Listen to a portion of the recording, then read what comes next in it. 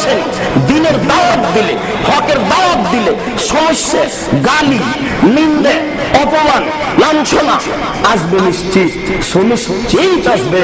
নবীগণের উপরে এসেছে, বড় মানুষের উপরে এসেছে, আপনার উপরে আসবে। আপনার ঈমান যত বেশি হবে, দাওয়াতি গতিনীতি যত বেশি হবে, আপনার সমস্যা সমাজের পক্ষ থেকে তত বেশি চেপে আসবে। আপনাকে তত বেশি ধৈর্য ধারণ করতে হবে। গালি দিয়ে দাঁত উঠিয়ে নেওয়ার চেষ্টা করিয়েন না। মানুষের মতামতকে উপেক্ষা করে কোরআন এবং সহিহ হাদিস মেনে চলে যারা, তারাই হচ্ছে আহলে হাদিস। পৃথিবীর যেখানেই হোক না কেন, যেই হোক না কেন, পৃথিবীর যেখানেই হোক না কেন, যেই হোক না কেন, মানুষের মতামতকে উপেক্ষা করে কোরআন এবং সহিহ হাদিস মেনে চলে যারা, তারাই হচ্ছে মূলত আহলে হাদিস। আর আহলে হাদিসের এটাই বৈশিষ্ট্য।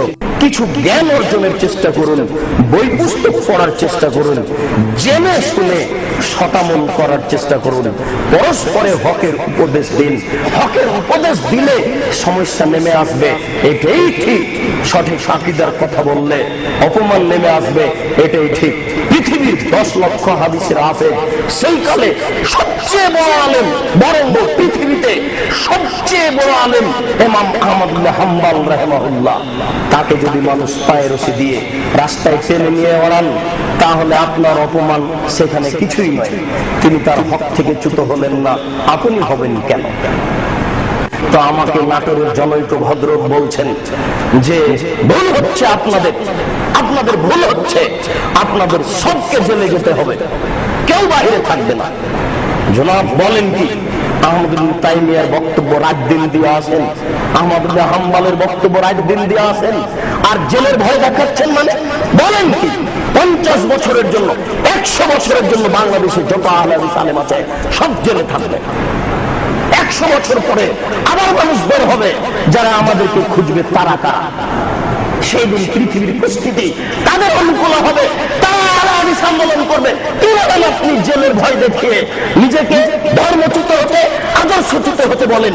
এরকম কথাকে ঘৃণা করি, বলবেন না দয়া করে। যা হবে হবে, জেল হোক, সুলি হোক, ফাঁসি হোক, তাতে আসে যায় না। যেটা হক বুঝেছি সেখান থেকে বিন্দু মাত্র ফিরে আসতে রাজি নয়।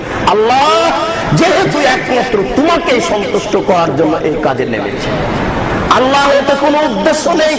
মানুষ হিসেবে যদি কোনো ভুল ত্রুটি থাকে, তুমি সেটুকু মাফ করো। প্রতিপালক, আন্তরিকভাবে তোমার দরবারে বলছি, মানুষ হিসেবে যদি কোনো ভুল ত্রুটি থাকে, প্রতিপালক সত্যিই বলছি, আসলেই দুনিয়া ভোগ করার উদ্দেশ্যে এই পথে নামিনি। আল্লাহ একমাত্র তোমাকে সন্তুষ্ট করার জন্য এই পথে নেমেছি। তুমি আমাদেরকে হকের উপরে রাখো, পরিস্থিতির মোকাবেলা করার তৌফিক দান করো, এই পরিস্থিতিতে ধৈর্য ধারণ করার তৌফিক দান করো। আল্লাহ এর বিনিময়ে তুমি আমাদেরকে জান্নাতবাসী করিও।